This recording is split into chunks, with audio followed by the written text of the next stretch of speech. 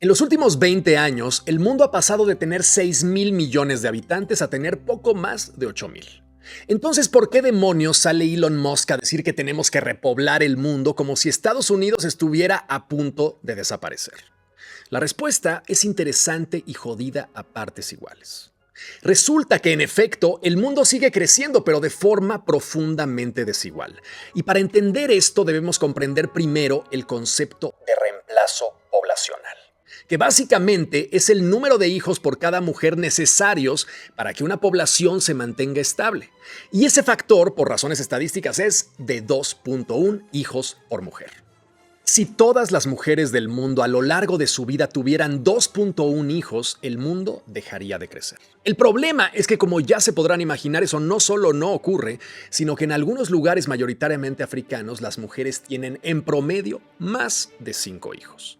Mientras que en los países más ricos las mujeres tienen en promedio menos de 2 hijos. Ahora, esto abre la posibilidad de un futuro distópico a lo Mad Max muy, pero muy cabrón.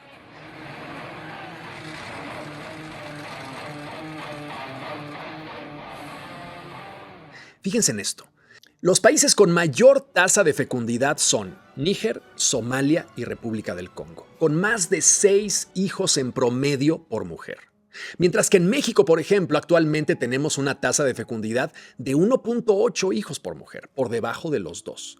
Estados Unidos 1.7 y países como Japón 1.3, hasta llegar a lugares delirantes como Corea del Sur, en donde las mujeres tienen solamente 0.9 hijos en promedio. Claro, como ya se podrán imaginar, mientras menos recursos tiene el país, más alta es su tasa de natalidad. Y mientras más avanzado, entre comillas, es el país, más baja es su tasa de fertilidad.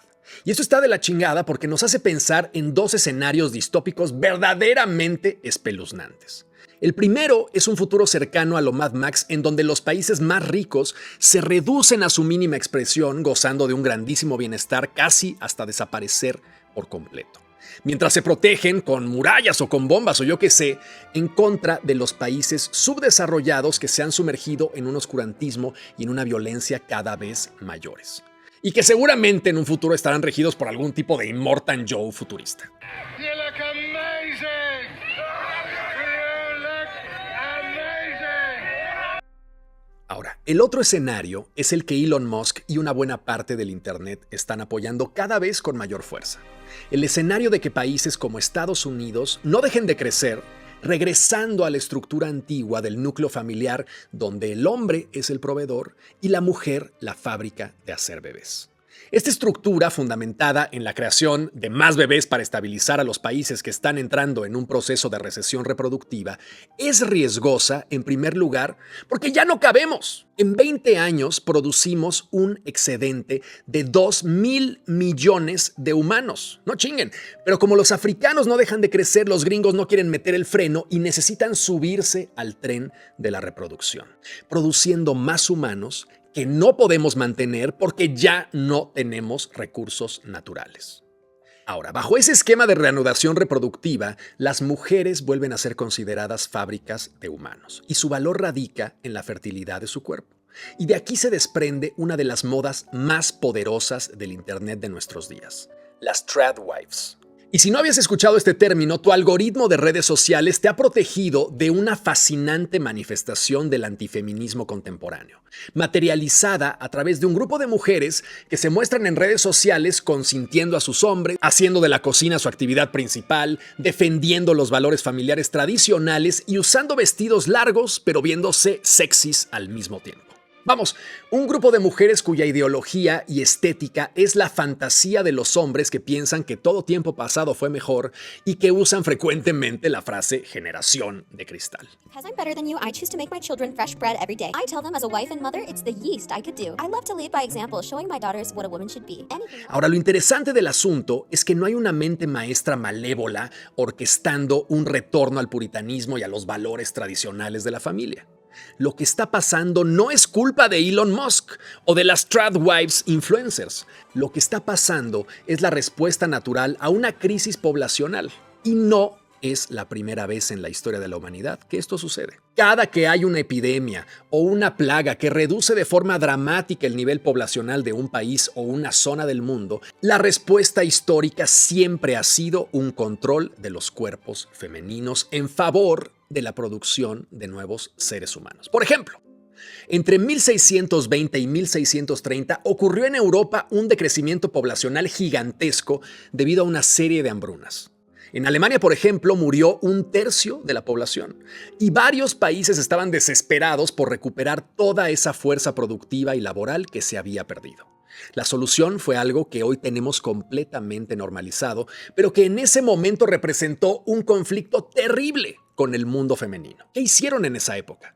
Pues básicamente implantar lo que hoy nos parece normal. Muchas de las mujeres hoy en día van con un ginecólogo hombre. Un ginecólogo que analiza, ayuda, receta y cura los males del cuerpo femenino a pesar de que claramente nunca ha tenido la experiencia de lo que se siente, por ejemplo, estar embarazada. Apenas en las últimas décadas hemos empezado a ver cada vez con mayor frecuencia ginecólogas en el medio. ¿No sonaría más lógico que la gente encargada de la salud sexual y del control de los partos fueran mujeres? Que evidentemente tuvieran una formación académica, pero al mismo tiempo experiencia sobre cómo se siente tener un cuerpo femenino. Pues resulta que antes del siglo XVII, todo esto que nos suena lógico a todos, así era. Solo las mujeres se encargaban de orientar y llevar a cabo las curaciones y los protocolos asociados al embarazo. El problema es que esas parteras no solamente ayudaban a las mujeres a tener a sus hijos, sino que también ayudaban a interrumpir embarazos de mujeres que no deseaban tener más hijos. Ya fuera porque tuvieran 10 y no podían mantenerlos o porque hubieran sido víctimas de algún proceso de abuso. Sin embargo, cuando vino el decremento poblacional de 1620, el poder político de la época determinó que los embarazos eran sagrados. Y para evitar cualquier tipo de interrupción en el proceso del embarazo, decidieron poner a cargo de la salud femenina a los hombres, ya que precisamente los hombres, al no estar vinculados empáticamente con el proceso del embarazo y su interrupción, se negaban rotundamente a aplicar cualquier método para detener la producción de seres humanos nuevos.